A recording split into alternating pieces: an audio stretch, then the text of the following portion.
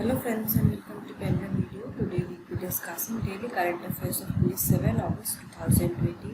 Guys जल्दी से session को ज्वाइन कर लीजिए और जिन लोगों ने चैनल को सब्सक्राइब नहीं किया है इसको सब्सक्राइब करें और बेल आइकन को जरूर दबाइए नोटिफिकेशन के लिए। तो चलिए देखते हैं what are the important news for today. So first news is Women's Equality Day celebrated every year on 26 अगस्त। महिला समानता दिवस प्रत्येक वर्ष 26 अगस्त को अमेरिका में मनाया जाता है।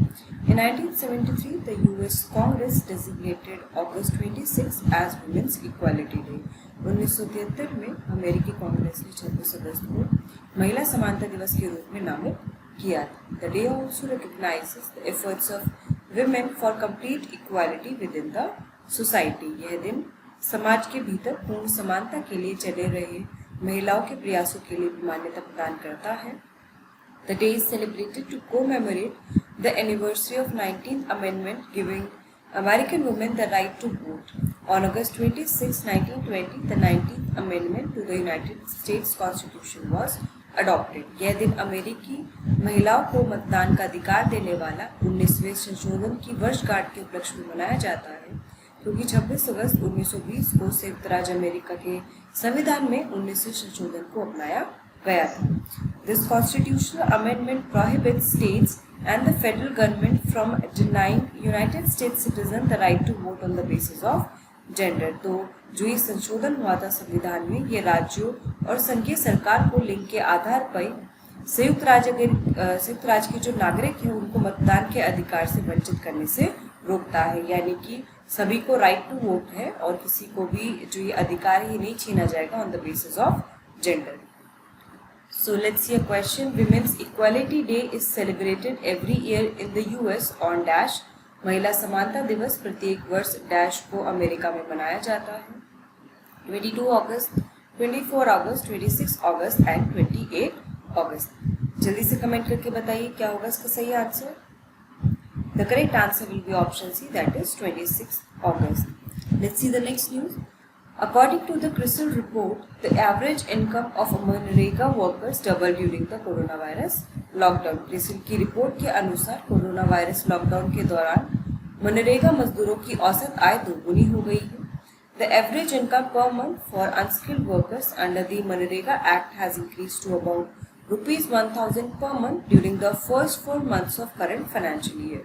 महात्मा गांधी राष्ट्रीय ग्रामीण रोजगार गारंटी अधिनियम यानी कि मनरेगा के तहत अकुशल श्रमिकों के लिए प्रति माह औसत आय वर्तमान वित्तीय वर्ष के लिए पहले 4 महीनों के दौरान ही लगभग 1,000 रुपये प्रति माह हो गई है। The average wage per day has increased by 12% during this time. इस समीक्षाधीन अवधि में प्रतिदिन औसत मजदूरी में 12% की वृद्धि हुई है। Many migrant workers have had returned to their villages during the coronavirus lockdown. तो जैसा आप सब लोग जानते हैं कोरोना वायरस लॉकडाउन के दौरान बहुत से प्रवासी श्रमिक जो हैं वो अपने गांव में वापस आ गए और इसी के अंतर्गत सरकार ने जो है तेजी से जो मनरेगा के अंतर्गत है उनको एम्प्लॉयमेंट प्रोवाइड करना शुरू किया।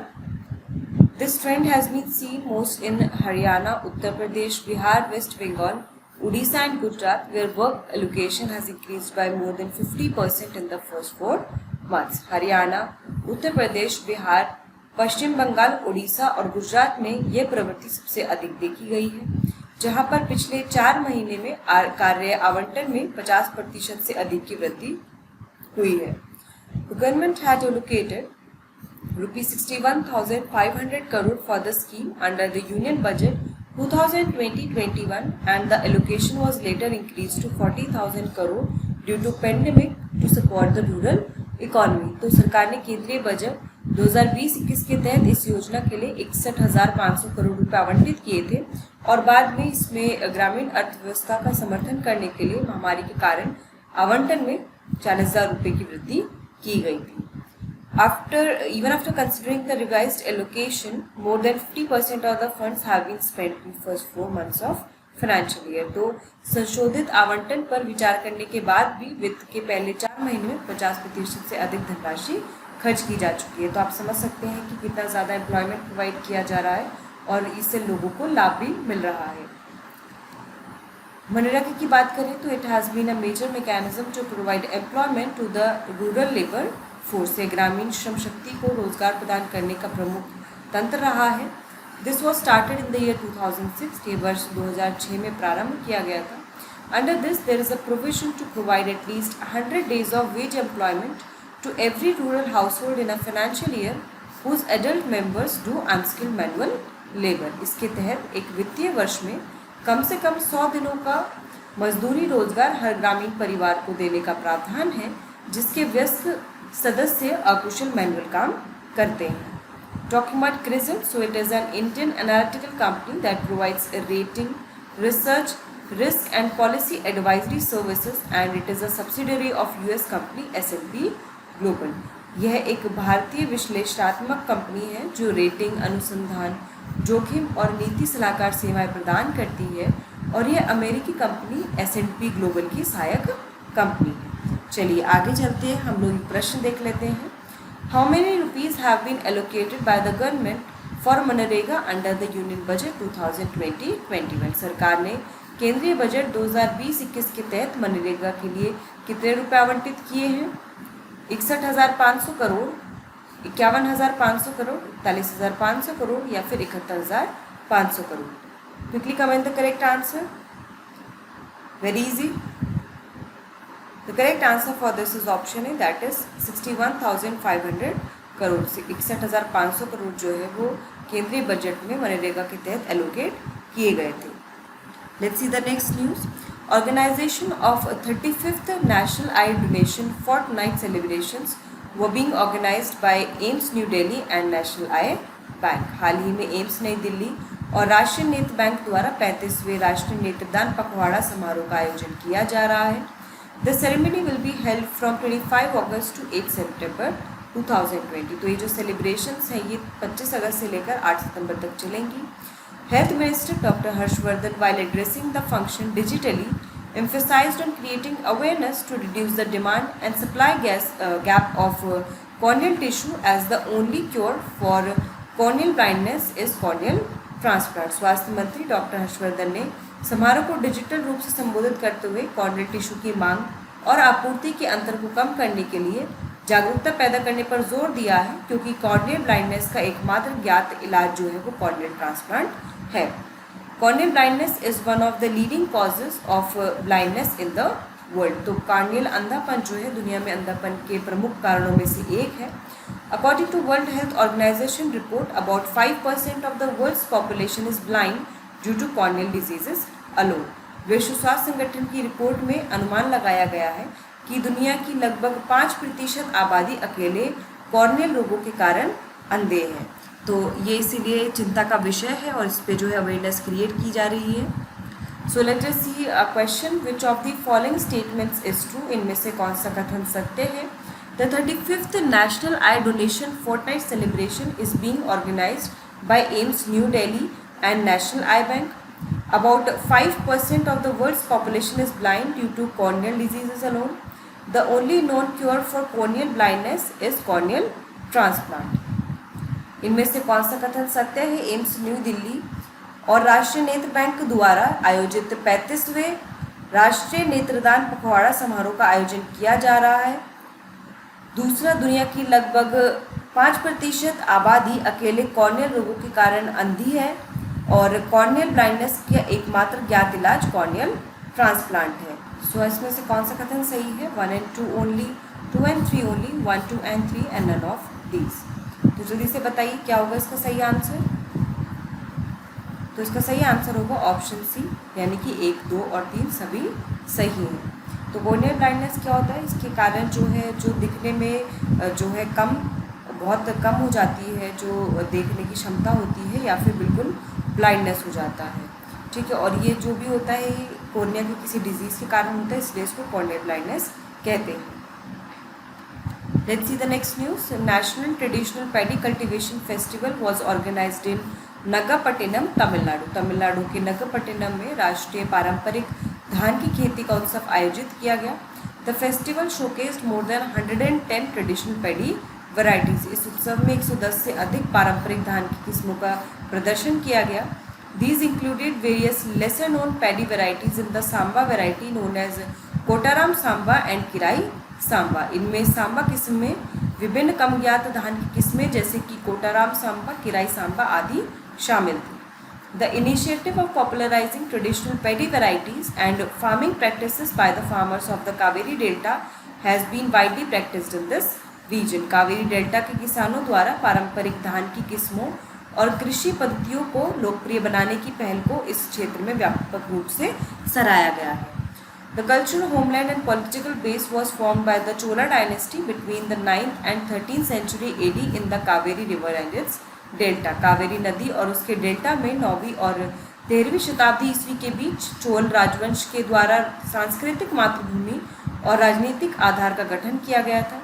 The Kaveri delta region is considered the rice bowl of Tamil Nadu. तो कावेरी डेल्टा क्षेत्र को तमिलनाडु का चावल का कटोरा माना जाता है। Recently Tamil Nadu government declared the districts of Thanjavur, Thiruvarur, Nagapattinam, Pudukkottai, Cuddalore, Ariyalur, Karur and Tiruchirappalli as agriculture protected areas. हाल ही में तमिलनाडु सरकार ने तंजावुर, थिरुवुर, नागपट्टिनम, पुदुकोट्टई, कुडलोर, अरियालूर, कुरूर और तिरुचिरापल्ली जिले को कृषि संरक्षित क्षेत्र घोषित कर दिया है ताकि कृषि का संरक्षण किया जा सके। जो एरियाज़ हैं उनको एग्रीकल्चर के लिए कंजर्व किया जा सके और वहाँ पर किसी तरह की जो डेवलपमेंट एक्टिविटीज़ हैं रिलेटेड टू जैसे इंडस्ट्री सेटअप करना, एग्रीकल्चर लैंड को टर्न करके, तो उस तरह की जो एक्टिविटीज़ हैं वो वहाँ पे प्रोहिबिटेड रहेंगी और वो जो एरियाज़ होंगे वो सिर्फ एग्रीकल्चर के लिए इस्तेमाल किए जाएंगे। Moving forward, let's see a question. Kottaram Samba and Kirai Samba are the varieties of dash. Kottaram Samba और किराई सांबा डैश की किस्में हैं। Coconut, paddy, black pepper and cashew. नारियल, धान, काली मिर्च या फिर काजू। जल्दी से कमेंट करके बताइए गाइस, आंसर्स कमेंट करते रहिए। The correct answer is option B, that is paddy और धान की किस्में हैं ये। अगली न्यूज़ है 17th meeting of the India Vietnam joint commission on trade, economic, scientific and technological cooperation held recently through video conferencing. व्यापक आर्थिक, वैज्ञानिक और तकनीकी सहयोग पर भारत वियतनाम संयुक्त आयोग की 17वीं बैठक जो है वीडियो कॉन्फ्रेंसिंग के माध्यम से हुई। It was co chaired by foreign minister doctor S Jaishankar and his Vietnamese counterpart Pham Binh Minh. इसकी सह अध्यक्षता विदेश मंत्री डॉक्टर एस जयशंकर और उनके वियतनामी समकक्ष फार्म बिन मिन ने की थी। The key points of the discussion were the two countries have agreed to add new momentum to economic and defence relations and explore closer cooperation in emerging area such as civil nuclear energy, space, oceanography and new technologies. तो इस बैठक के दौरान क्या क्या चीज़ों पर चर्चा हुई? दोनों देश आर्थिक और रक्षा संबंधों में नई गति को जोड़ने और असैन्य परमाणु ऊर्जा, अंतरिक्ष, समुद्री विज्ञान और नई प्रौद्योगिकियों जैसे उभरते क्षेत्रों में निकट सहयोग का पता लगाने के लिए सहमत हुआ है। The two MOUs were also sign during the meeting. बैठक के दौरान मार्जिन पर 2 समझौता ज्ञापनों पर भी हस्ताक्षर हुए। The two sides agreed to closely coordinate multilateral fora including at the United Nations Security Council where both India and Vietnam would serve as non-permanent members in 2021। दोनों पक्ष संयुक्त राष्ट्र सुरक्षा परिषद में बहुपक्षीय मंचों पर निकटता से समन्वय के लिए सहमत हुए, जहां भारत और वियतनाम दोनों 2021 में गैर स्थायी सदस्य के रूप में कार्य करेंगे। तो जैसा हम लोग जानते हैं अभी जो इंडिया है वो यूएन सिक्योरिटी काउंसिल का नॉन परमानेंट मेंबर इलेक्ट हुआ है और जो कार्यालय है वो जनवरी 2021 से स्टार्ट होगा, जो भी टर्म होगा, और इंडिया के साथ साथ वियतनाम भी जो है नॉन परमानेंट मेंबर की तरह सर्व करेगा। तो दोनों ने अपने कोऑर्डिनेशन की बात कही है उस रीजन में। At the same time they also agreed to enhance cooperation and coordination at important regional forums under the ASEAN framework. तो क्योंकि वियतनाम जो है वो आसियान का पार्ट है, आसियान जो है साउथ ईस्ट एशियन कंट्रीज़ 10 हैं, उनका एक ग्रुप है, रीजनल ग्रुप है। तो आसियान का पार्ट जो है वियतनाम है, इसीलिए जो भारत और वियतनाम है दोनों आसियान फ्रेमवर्क के अंदर जो उनका सपोर्ट है, जो उनका कॉपरेशन है, उसको और बढ़ाने की यहाँ पर बात की गई है। बात करें वियतनाम की, it is a South East Asian country, एक दक्षिण पूर्व एशियाई देश है। It is known for its beaches, rivers and Buddhist pagodas. ये अपने समुद्र तटों, नदियों और बौद्ध पगोड़ों के लिए जाना जाता है। It's capital is Hanoi and the currency is Vietnamese Dong. तो इसकी जो राजधानी है वो हनोई है और जो मुद्रा है वो वियतनामी डोंग। तो चलिए हम लोग इससे जुड़ा प्रश्न देख लेते हैं। Hanoi is the capital of which of the following country? Laos, Cambodia, Vietnam and Myanmar. तो हनोई निम्नलिखित में से किस देश की राजधानी है? Laos, Cambodia, Vietnam and Myanmar. बहुत ईजी है, जल्दी से बताइए। The correct answer is option C, that is Vietnam. Next is the Department of Agriculture of Jammu and Kashmir has created an e-auction portal to promote the trade of Kashmiri saffron. Jammu और कश्मीर के कृषि विभाग ने कश्मीरी केसर के व्यापार को बढ़ावा देने के लिए एक ई-नीलामी पोर्टल बनाया है। Under the auspices of the Indian International Kashmir Saffron Trading Center, the Department of Agriculture of Jammu and Kashmir has created a portal in association with NSE-IT. Bharat अंतर्राष्ट्रीय कश्मीर केसर ट्रेडिंग सेंटर के तत्वाधान में जम्मू और कश्मीर के कृषि विभाग ने NSE-IT के साथ मिलकर यह पोर्टल बनाया है। The sole purpose of this portal is to ensure buyers access to quality Kashmiri saffron. इस पोर्टल का एकमात्र उद्देश्य ये है कि खरीदारों को गुणवत्ता युक्त कश्मीरी केसर तक पहुँच जो है वो सुनिश्चित की जा सके और कोई भी उनको जो भी बायर्स को जो भी चीज़ मिले वो एकदम जो प्योर कश्मीरी सैफरन है वो मिले, कोई उनको गलत चीज़ ना मिले, इसके लिए ये इंश्योर करना है। Recently Kashmiri saffron has been given GI tag. तो हमने पढ़ा था कुछ टाइम पहले कि कश्मीरी केसर को जो है GI टैग प्रदान कर दिया गया था। Moving forward, next is RBI released it's annual report 2019-20। तो RBI ने अपनी वार्षिक रिपोर्ट 2019-20 जारी की है। RBI has projected India's growth rate for 2020-21 at -4.5%। Reserve bank ने 2020-21 के लिए -4.5% पर भारत की विकास दर का अनुमान लगाया है। While the global growth rate is estimated between -6% and -7.6%, जबकि वैश्विक विकास दर -6% और -7.6% के बीच अनुमानित की है।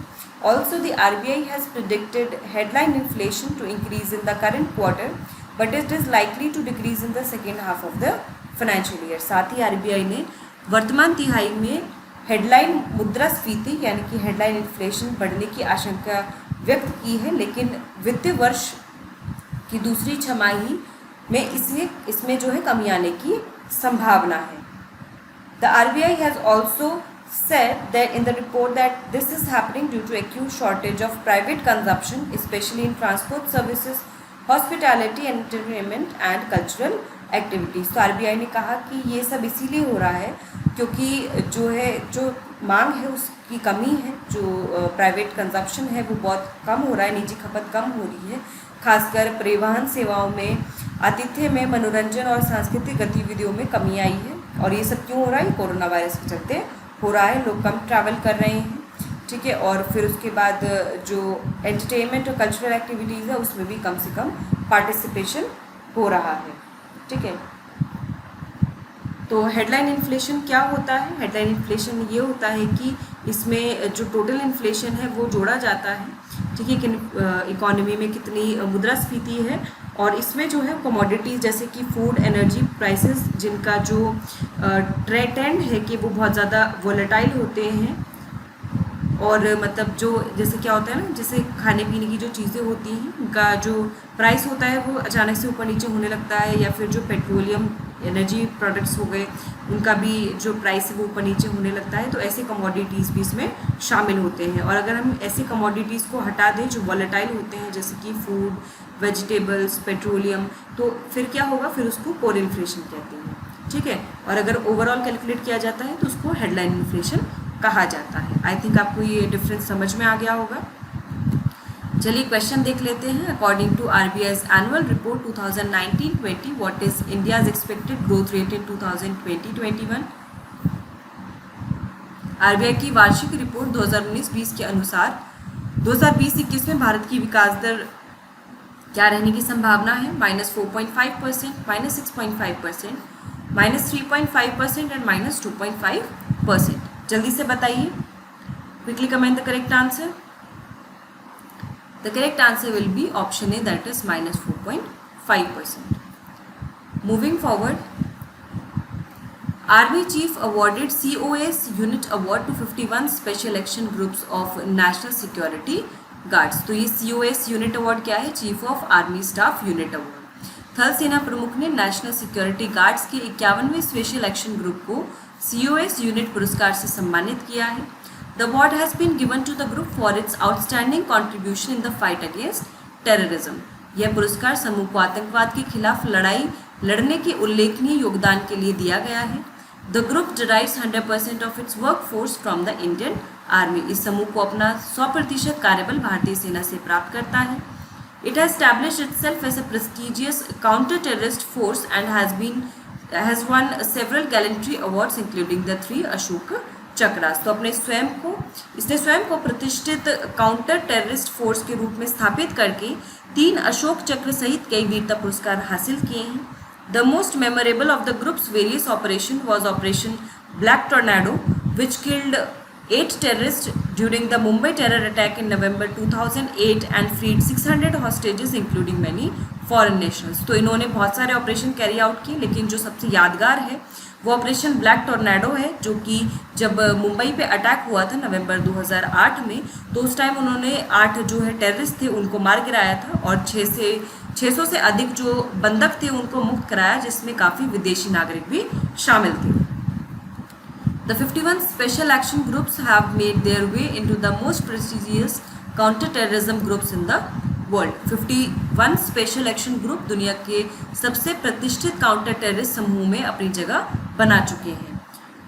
नेशनल सिक्योरिटी गार्ड की हम बात करें तो it is an anti terrorism unit under the Indian ministry of home affairs. तो यह भारतीय गृह मंत्रालय के अधीन एक आतंकवाद रोधी इकाई है। On 15 October 1984 after operation blue star Golden Temple attack and Indira Gandhi's assassination, it was founded to counter terrorist activities। तो 15 अक्टूबर 1984 को operation blue star, golden temple attack और इंदिरा गांधी की हत्या के बाद आतंकवादी गतिविधियों का मुकाबला करने के लिए इसकी स्थापना की गई थी। So question for you guys, in which year was the national security guard established? राष्ट्रीय सुरक्षा गार्ड की स्थापना किस वर्ष की गई थी? 1978, 1984, 1967 एंड 1990। जल्दी से बताइए सही answer. In which year was the national security guard established? The correct answer will be option B, that is 1984। Moving forward, next news is World Health Organization declares Africa polio free. विश्व स्वास्थ्य संगठन ने Africa को polio मुक्त घोषित किया है। Africa has finally succeeded in its decade-long campaign to eradicate this notorious disease worldwide। दुनिया भर में कुख्यात बीमारी को मिटाने के लिए दशकों से चले आ रहे अपने अभियान में अफ्रीका अंततः सफल रहा है। There has been no polio case on the continent for the last 4 years। पिछले 4 वर्षों से महाद्वीप पर पोलियो का कोई भी मामला नहीं मिला है। In this way, polio virus along with smallpox has now been eradicated in Africa। और इसी प्रकार अफ्रीका में अब चेचक के साथ साथ पोलियो वायरस का भी उन्मूलन हो गया है। Talking about polio, it is also called poliomyelitis. इसको पोलियोमाइलिटिस भी कहा जाता है। It is disability and fatal disease caused by polio virus. तो ये पोलियो वायरस के कारण होने वाला एक अक्षमता और जानलेवा बीमारी है। The virus spreads from one person to another and can infect a person spinal cord causing paralysis. यह वायरस एक व्यक्ति से दूसरे व्यक्ति में फैलता है और किसी व्यक्ति की रीढ़ की हड्डी को संक्रमित कर सकता है, जिससे लकवा हो सकता है। तो हमने भी देखा है कि भारत में भी जो पोलियो है वो इरेडिकेट हो चुका है और इसके लिए सरकार ने बहुत ही अच्छा प्रोग्राम चलाया था, पल्स पोलियो प्रोग्राम, जो कि अभी तक चल रहा है। और इसमें जो है बच्चों को कहते हैं कि 2 बूंद ज़िंदगी की प्रोवाइड की जाती है, जिसमें उनको वायरस के खिलाफ लड़ने के लिए वैक्सीनेट किया जाता है। आगे चलते हैं। Let's see question, which of the following statements is true? इनमें से कौन सा कथन सत्य है? Recently WHO has declared Africa as polio free. हाल ही में विश्व स्वास्थ्य संगठन ने अफ्रीका को पोलियो मुक्त घोषित किया है। पोलियो से disability and fatal disease caused by the virus. Polio virus के कारण होने वाला एक अक्षमता और जानलेवा बीमारी है। 1 only, 2 only, both 1 and 2 and none of the above। तो कौन सा कथन सही है? केवल 1, केवल 2, 1 और 2 दोनों, या इनमें से कोई भी नहीं? इजी है, जल्दी से बताइए। ऑप्शन सी इसका सही आंसर होगा। आगे चलते हैं। गाइस, कोई भी डाउट है तो कमेंट बॉक्स में आप मेंशन कर सकते हैं। The aircraft carrier Viraat will be dismantled in Alang, Gujarat. विमान वाहक पोत विराट को गुजरात के अलंग में भंग किया जाएगा। Several attempts were made by the Navy to convert the carrier into a museum or other means, but all failed. नौसेना द्वारा वाहक को एक संग्रहालय या अन्य माध्यमों में परिवर्तित करके संरक्षित करने के कई प्रयास किए गए, परंतु सब विफल रहे. The government informed Parliament in July last year that it has decided to dissolve the carrier. सरकार ने पिछले साल जुलाई में संसद को सूचित किया कि वाहक को भंग करने का निर्णय लिया गया है. It has been sold by the Metal Scrap Trading Corporation Limited to Shri Ram Green Ship Recycling Industries of Gujarat in e-auction. तो मेटल स्क्रैप व्यापार निगम लिमिटेड द्वारा ई नीलामी में गुजरात के Shri Ram green ship recycling industries को इसे बेच दिया गया है. In 2017 it was decommissioned at Naval Dockyard in Mumbai. 2017 में इसे मुंबई में नौसेना डॉकयार्ड पर डीकमीशन कर दिया गया था. The iconic warship has the distinction of acting as the longest warship. प्रतिष्ठित युद्धपोत को सबसे लंबे समय तक युद्धपोत के रूप में कार्य करने का गौरव प्राप्त है.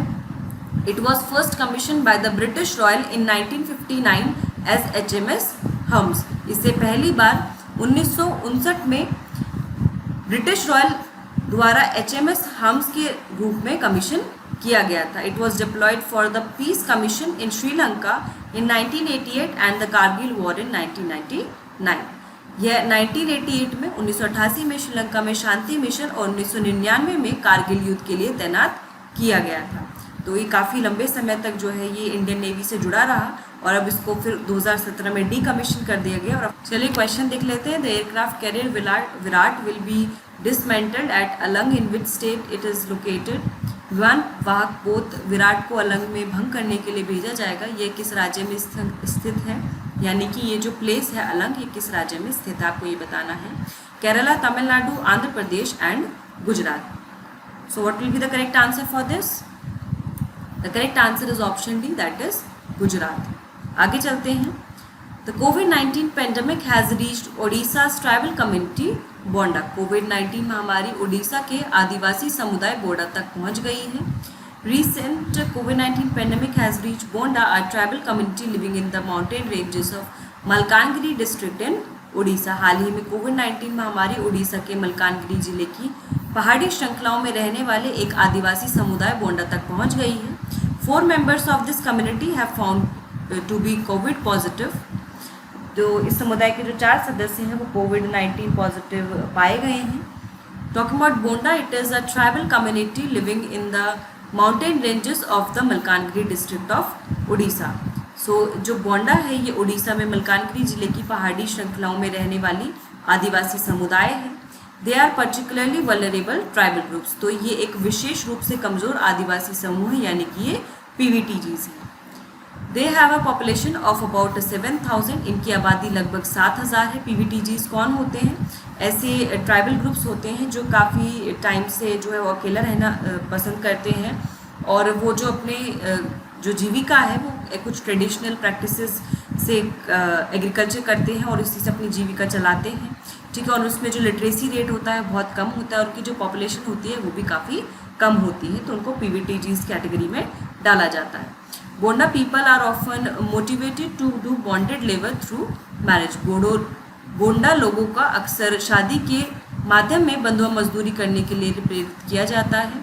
Bonda tribe is also known as Remo Bonda और Bondo and Remo is a language spoken by them. Bonda जनजाति को रेमो बोंडा अथवा बोंडो के नाम से भी जाना जाता है और रेमो जो है इनके द्वारा बोली जाने वाली एक भाषा है. तो आपसे ये भी पूछा जा सकता है कि रेमो जो एक भाषा है वो किस ट्राइब के द्वारा बोली जाती है, तो वो बोंडा ट्राइब के द्वारा बोली जाती है. आगे चलते हैं. Let's see a question. Tribal community Bonda is found in which state. आदिवासी समुदाय बोंडा किस राज्य में पाया जाता है? Manipur, Bihar, Chhattisgarh and Orissa. So quickly comment in which state this tribal community Bonda is found. Manipur, Bihar, Chhattisgarh and Orissa. The correct answer is option D, that is Orissa. आगे चलते हैं. Let's see the next news. India's longest river ropeway was inaugurated on the Brahmaputra इन गुवाहाटी. गुवाहाटी में ब्रह्मपुत्र पर भारत की सबसे लंबी नदी रोप वे का उद्घाटन किया गया है. This 1.8 kilometre rope way will reduce travel time between northern Guwahati and the central part of the city. यह 1.8 किलोमीटर रोपवे उत्तरी गुवाहाटी और शहर के मध्य भाग के बीच यात्रा के समय को काफ़ी कम कर देगी। The ropeway will be operated from Kachari Ghat in Guwahati and Dol Govinda temple in northern Guwahati. Ropeway का संचालन गुवाहाटी में कचारी घाट और उत्तरी गुवाहाटी में डोल गोविंदा मंदिर से किया जाएगा। Talking about Brahmaputra river, it originates from Himalayan lake Mansarovar in Tibet and flows into Bay of Bengal through flowing into Tibet, India and Bangladesh। ये तिब्बत में हिमालयन झील मानसरोवर से निकलकर तिब्बत, भारत और बांग्लादेश में बहते हुए बंगाल की खाड़ी में निकल जाती है। Teesta river, Lohit, Dibang, Kameng etcetera are its tributaries. तो ब्रह्मपुत्र नदी की कुछ सहायक नदियाँ कौन सी हैं? तीस्ता नदी, लोहित, देबांग, कामेन इत्यादि। तो कभी कभी जो है पूछ लेते हैं वो कि कोई रिवर कहाँ से ओरिजिनेट होती है, या फिर आपसे पूछा जा सकता है कि जैसे जो रोपवे बना है ये कौन सी नदी पर बना है। इस टाइप के प्रश्न पूछ लेते हैं नदियों से। चलिए प्रश्न देख लेते हैं। Recently India's longest river ropeway was inaugurated, on which river is it build. हाल ही में भारत की सबसे लंबी नदी रोपवे का उद्घाटन किया गया। यह नदी किस नदी पर बनाया गया है? Brahmaputra, Ganges, Yamuna and Kosi. ब्रह्मपुत्र, गंगा, यमुना या फिर कोसी, जैसे मैंने बताया था। आपको इसका आंसर पता होगा। The correct answer is option A, that is Brahmaputra. Moving to next news, scientist at Andhra university spotted rare fish golden mahseer at Sileru river. Sileru नदी में आंध्र विश्वविद्यालय के वैज्ञानिकों ने दुर्लभ मछली सुनहरी मसीर को देखा। The scientific name of this fish is Tor. इस मछली का वैज्ञानिक नाम टॉर है। The fish is listed under endangered category by IUCN। यह मछली IUCN द्वारा लुप्तप्राय श्रेणी के तहत सूचीबद्ध है। The golden mahseer is commonly found in the Himalayan region in rivers running through the cooler climes of Himachal Pradesh, Uttarakhand, Nepal and Bhutan. सुनहरी मशीर जो है आमतौर पर हिमालय क्षेत्र में हिमाचल प्रदेश, उत्तराखंड, नेपाल और भूटान की ठंडी ढलानों के माध्यम से चलने वाली नदियों में पाया जाता है। Let's see a question, what is not true about the golden mahseer. सुनहरी मशीर के संबंध में क्या सही नहीं है? Recently the golden mahseer was spotted by Andhra university scientist in the Sileru river. हाल ही में सिलेरू नदी में आंध्र विश्वविद्यालय के वैज्ञानिकों ने सुनहरी मशीर को देखा था। The scientific name of this fish is Tor. इस मछली का वैज्ञानिक नाम टॉर है। The fish is listed under endangered category by IUCN। यह मछली IUCN द्वारा लुप्तप्राय श्रेणी के तहत सूचीबद्ध है। The golden mahseer is commonly found in the Godavari river. सुनहरी मशीर आमतौर पर गोदावरी नदी में पाई जाती है। तो आपको बताना है कौन सी स्टेटमेंट इसमें गलत है, सही नहीं है। The correct answer is option D. तो जो ऑप्शन डी वाला जो स्टेटमेंट है ये गलत है। तो फ्रेंड्स, हमने यहाँ पर जो डेली करंट अफेयर्स हैं उससे रिलेटेड जो क्वेश्चंस हैं वो सभी देख लिए हैं। आपको ये सेशन कैसा लगा? अच्छा लगा हो तो इसे लाइक करें, ज़्यादा से ज़्यादा शेयर करें। कोई भी डाउट है कमेंट बॉक्स में मेंशन करें और इसी तरह हमारे साथ जुड़े रहिए, डेली करंट अफेयर्स फॉलो करते रहिए। All the best, thank you so much.